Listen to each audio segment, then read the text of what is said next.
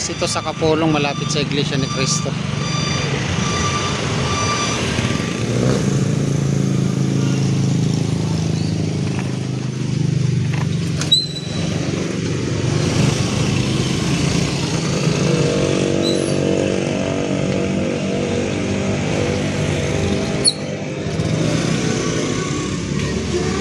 So ito yung sitwasyon guys. Bali 12:30 mamaya or 2 PM siguro mahahakot na to.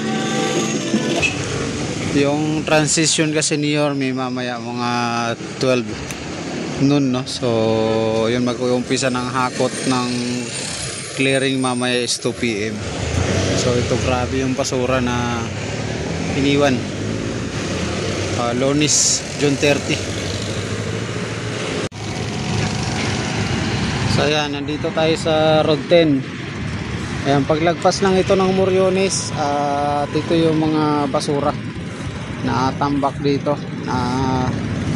Ayan, sana maligpit na to mamaya. Ayan, alas 2. Abang tayo dito mamaya. Ayan, samahan nyo ako dito mamaya.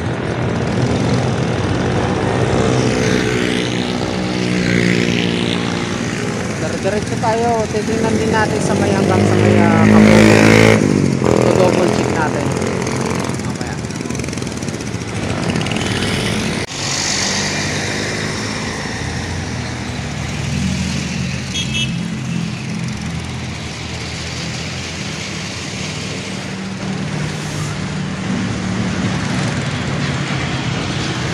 So ito yung sa Road 10 na kailangan resolbahin na rin ito.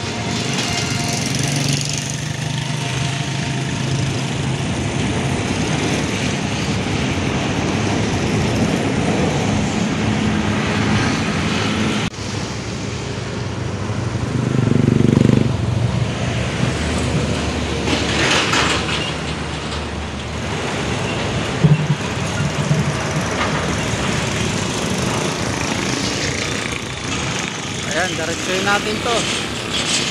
Check natin hanggang doon sa may Kapulong.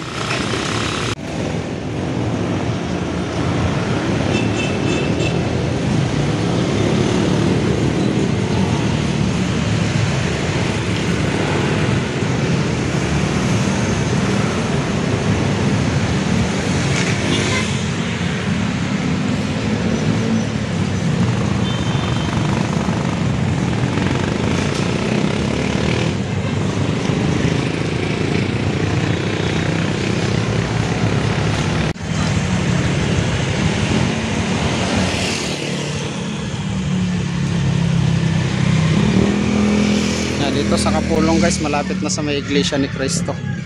Ayun, mayroon pa isa doon, no? Diretsuhin pa natin para maklearing na to agad. Iglesia ni Cristo. Ayan, tapos ayun yung mas marami.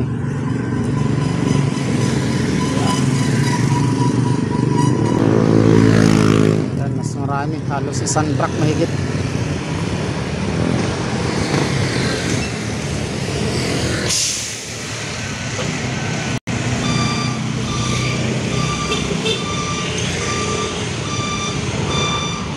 Ayan guys, ito sa Kapulong malapit sa Iglesia ni Cristo.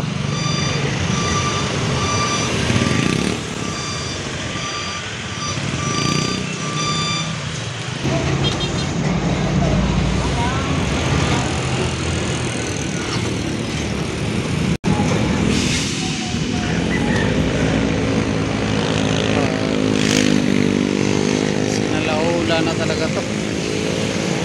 Ginawa na ng bahan.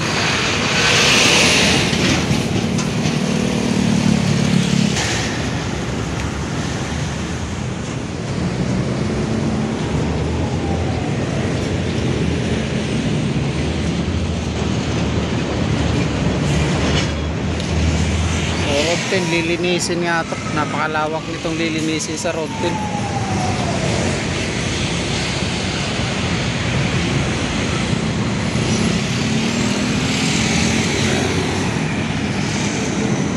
Basura hanggang doon.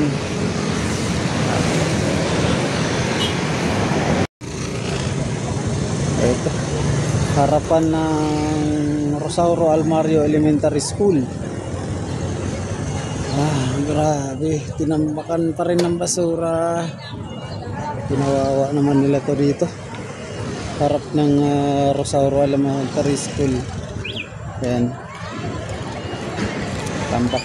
tambak din yung basura. Ayan guys, basura again. Dito to sa may island, sa may Saragosa Street. Ayan, grabe tambak ng basura. So isa rin to na ayan, pasa natin mamaya para mahakot. Grabe basura.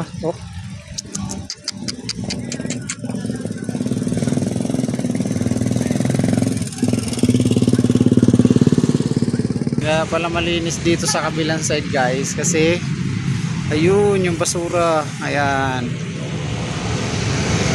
doon pati doon. Ayan, hanggang doon yung tambak.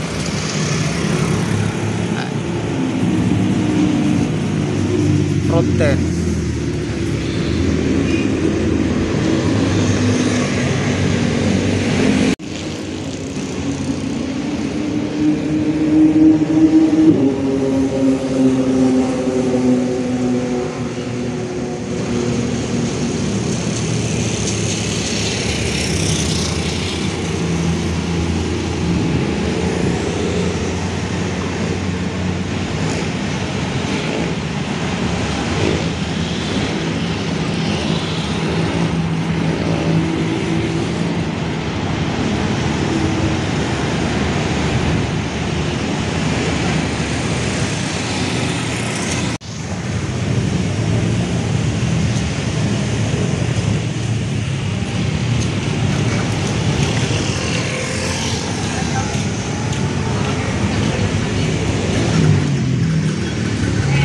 Oriones Island, ayan.